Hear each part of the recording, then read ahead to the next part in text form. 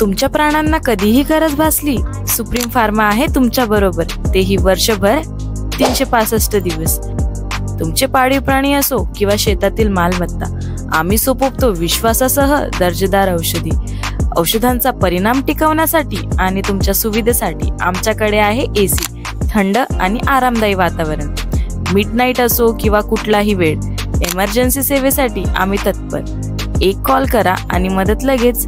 Supreme pharma weight, दिवस रात्र तुमच्या प्राणांची काळजी घेणारे। येथे तुम्हाला मिळणार आहे सगळ्या औषधी एकदम स्वस्त दरात, ते 30 ते 40% डिस्काउंट वर।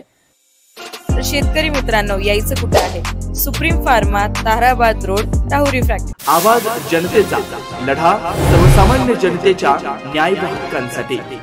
अहिल्यानगर जिल्ह्यात सध्या पक्षांतराचं वारं जोरदारपणे वाहू लागलंय। माजी आमदार राहुल जगताप व राजेंद्र नागवडे यांच्या अजित पवार गटातील प्रवेशानंतर राहुरीचे माजी आमदार प्राजक्त तनपुरे यांच्या पक्षबदलाची चर्चा सुरू असतानाच आता श्रीरामपूरचे माजी आमदार भानुदास मुरकुटे कार्यकर्त्यांसह शिवसेनेच्या शिंदे गटाच्या वाटेवर आहेत।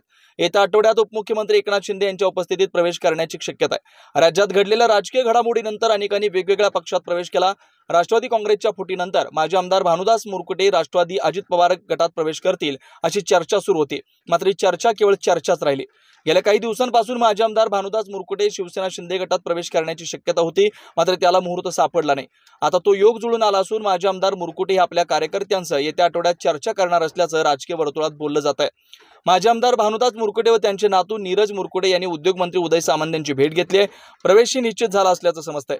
शिवसेना शिंदे गट हा आगामी स्थानिक स्वराज्य निवडणुकींना पूर्ण ताकदीनं सामोरं जाणार आहे। श्रीरामपुरात माजी आमदार भाऊसाहेब कांबळे व आता भानुदास मुरकुटे यांच्या रूपाने शिंदे सेनेची ताकद वाढणार आहे, हे तितकंच खरं।